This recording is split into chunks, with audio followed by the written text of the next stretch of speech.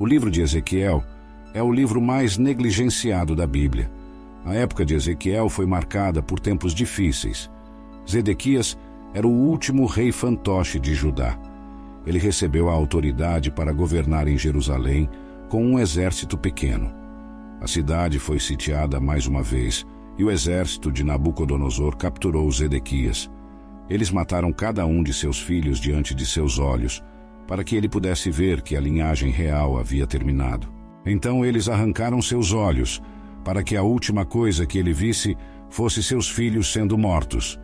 Em seguida, Nabucodonosor ordenou a destruição total de Jerusalém. Ezequiel foi chamado para pregar nessa época, apesar de estar a milhares de quilômetros de distância de Jerusalém, na terra da Babilônia. A música tradicional, "Dan Dry Bones", tem uma melodia cativante, mas na verdade fala sobre um renascimento em um cemitério. Ela se baseia na visão de Ezequiel sobre o Vale dos Ossos Secos, dada pelo Senhor Deus, que desejava fornecer esperança desesperadamente necessária ao seu povo escolhido. Por causa de sua maldade, o Senhor permitiu que Nabucodonosor invadisse e conquistasse sua terra. As pessoas se tornaram cativas na terra exótica e distante da Babilônia. Estavam abatidas. A visão do Vale dos Ossos Secos é principalmente sobre os filhos de Israel, mas também tem implicações práticas para nossas próprias vidas. Ezequiel, capítulo 37, versículos 1 e 2. A mão do Senhor veio sobre mim, e ele me levou em espírito do Senhor, e me colocou no meio do vale, e estava cheio de ossos. Então ele me fez passar por eles ao redor, e eis que havia muitos, espalhados pelo vale, e eis que estavam muito secos. O Senhor apareceu a Ezequiel na forma de um vale cheio de ossos secos. Deus não muda a localização de Ezequiel, mas lhe dá uma percepção vívida de que ele foi levado a um vale cheio de ossos. Sua secura indica que eles estavam lá por um longo período de tempo. Os ossos também sugerem que o vale já foi habitado, mas não mais. O Senhor queria que a mente e o espírito de Ezequiel fossem profundamente afetados pela aparente falta de esperança da situação. Se não tivermos cuidado, nossos lares podem se decompor em um monte de ossos secos. Quanto mais ignoramos as palavras de Deus, as regras familiares, mais provavelmente elas se tornarão um esqueleto.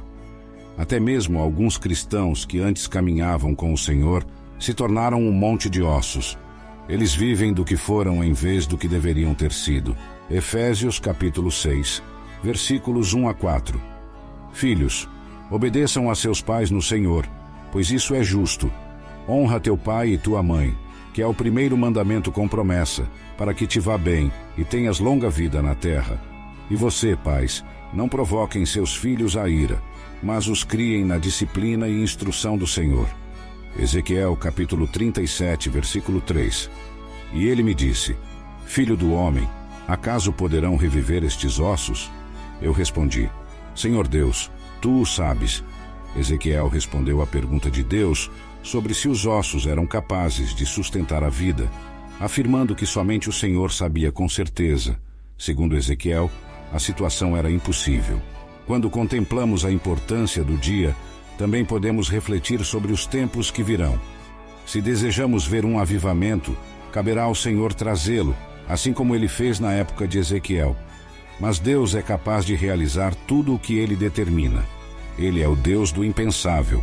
Lucas, capítulo 18, versículo 27. Ele, porém, respondeu: O que é impossível para os homens é possível para Deus. Ezequiel, capítulo 37, versículos 4 a 8. Novamente ele me disse: Profetize sobre estes ossos e diga-lhes: Ossos secos, ouçam a palavra do Senhor. Assim diz o Senhor Deus a estes ossos: Certamente farei entrar o fôlego de vida em vocês e vocês reviverão. Colocarei tendões sobre vocês, farei crescer carne sobre vocês. Cobrirei vocês de pele e porei o fôlego em vocês e vocês viverão. Então vocês saberão que eu sou o Senhor.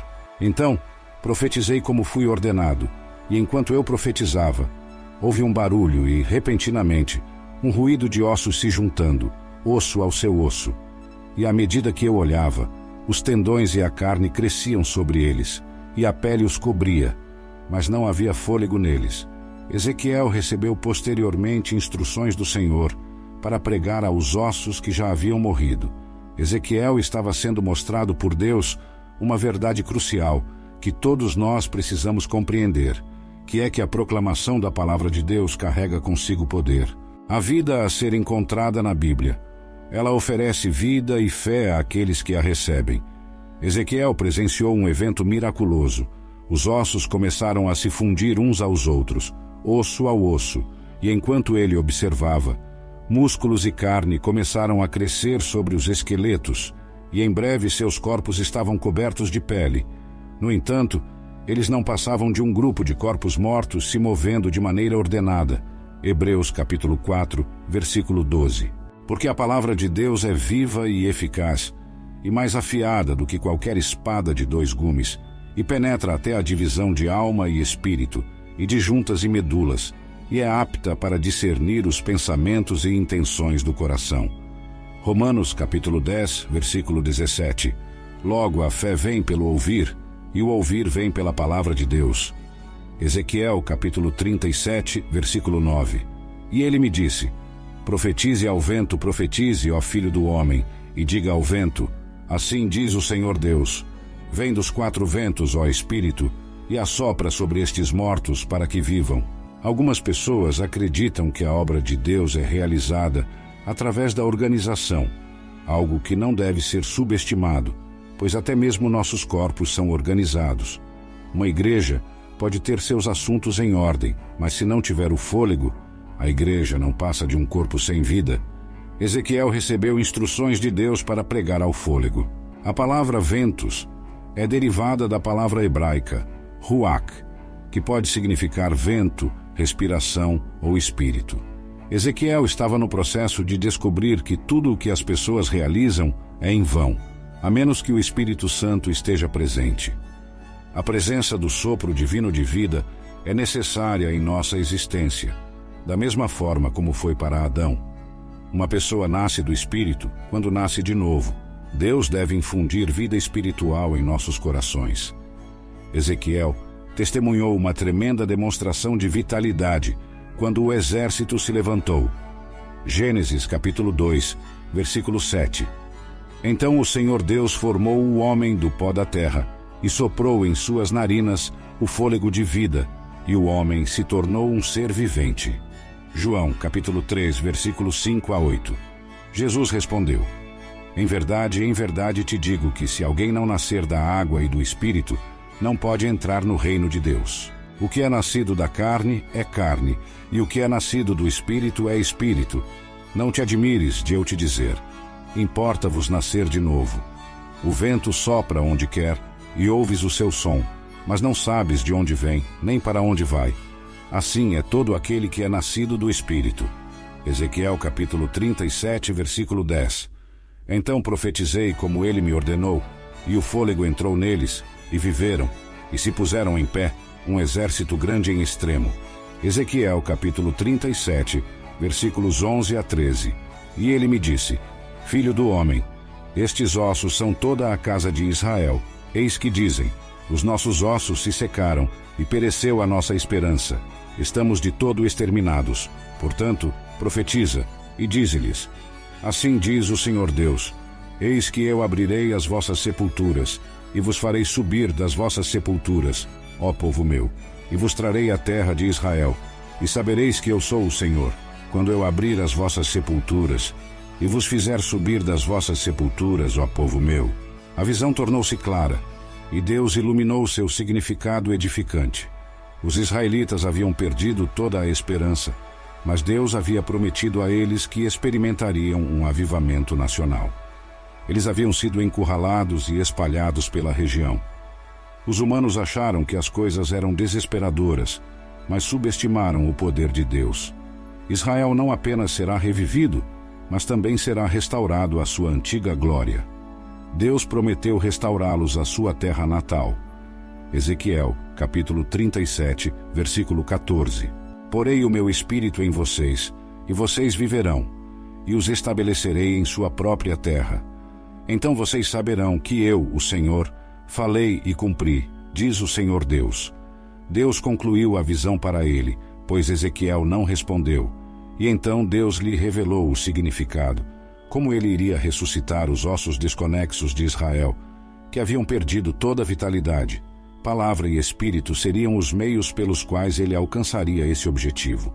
Foi revelado a Ezequiel que ele deveria profetizar a respeito desses ossos, e foi instruído a dizer a eles: ossos secos, ouçam a palavra do Senhor. Então, quando Ezequiel obedeceu, Deus permitiu que os ossos começassem a se unir novamente, enquanto tendões, carne e pele lhes davam sua forma original. No entanto, a palavra tinha que ser seguida pela concessão do Espírito, para que esses corpos recebessem o fôlego e voltassem à vida, o que é um exemplo clássico de avivamento. A revitalização espiritual da Igreja de Deus, nos tempos modernos, ocorre por meio da palavra e do Espírito. Quando algum desses elementos está ausente, o povo de Deus não consegue ter uma experiência significativa da presença de Deus entre eles. 2 Coríntios, capítulo 3, versículos 17 e 18. Ora, o Senhor é o Espírito, e onde está o Espírito do Senhor, ali há liberdade. Mas todos nós, com o rosto descoberto, refletindo como um espelho a glória do Senhor, somos transformados de glória em glória, na mesma imagem, como pelo Espírito do Senhor. De acordo com a palavra de Deus, nossas transgressões e pecados anteriormente nos tornaram tão sem vida quanto um monte de ossos secos. Por outro lado, Deus nos transmitiu uma mensagem de esperança quando reconhecemos Jesus Cristo como nosso Senhor e Salvador. Ele nos vivificou, ou seja, nos trouxe de volta à vida. Chegou a hora de compartilharmos essa palavra de esperança com aqueles que, por causa de seus pecados e transgressões, ainda estão espiritualmente mortos.